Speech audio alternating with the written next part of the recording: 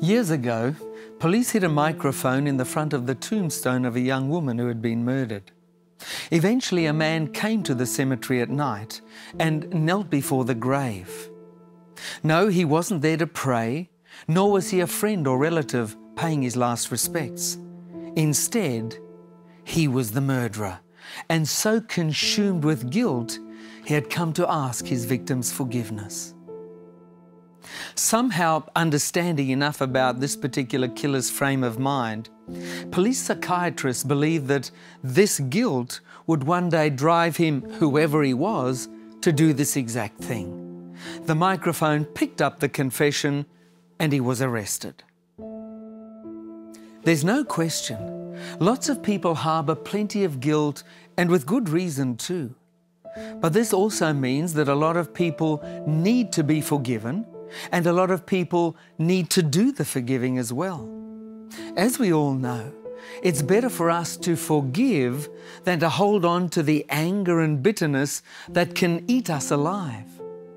But I want to look at something else, not the act of forgiving, but at what it means to be forgiven, especially when we don't deserve it.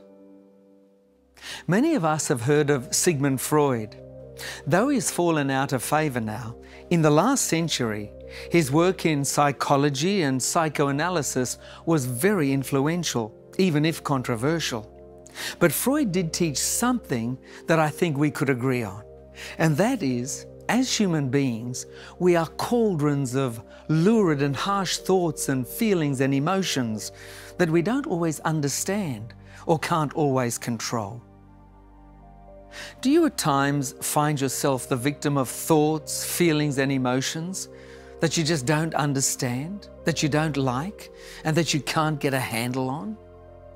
These emotions, thoughts and feelings can be depression, fear, anxiety, worry and guilt. Why do you think so many people are on anti-anxiety drugs and anti-depression medicine? Or why do you think people drink as much as they do? Just for the fun of it? In our own ways, we're all a mess, aren't we? We have attitudes, fears and emotions that control us, not we them. And at times, these emotions and feelings can lead us into actions and habits that, if we're not careful, can make big problems for us. Maybe they already have. But it's precisely because of our terrible condition that Jesus came to this earth. Jesus came to start a process of healing that will one day be so complete that there will be a new heaven and a new earth. That's what it's all going to lead to. And this process is going on right now. And Jesus wants to start that process in each one of us as an individual as soon as we let Him. This process begins with God's ever-readiness to forgive us. He's willing to forgive right now any and all the wretched things that we have ever done. And then the healing can begin. Maybe your ex-partner won't forgive you.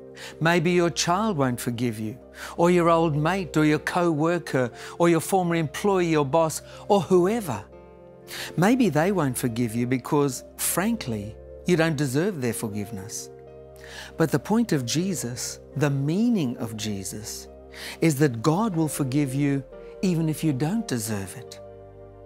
With God, you don't need to deserve forgiveness. Even the worst of us can be forgiven. What do you mean? Even serial killers and people like that? Well, let's not worry about the killers. God will deal with them. Let's deal with ourselves and with our own struggles, our own guilt and our own pain. Please, give your guilt, your anguish and your pain to Jesus and let Him be part of your story as well.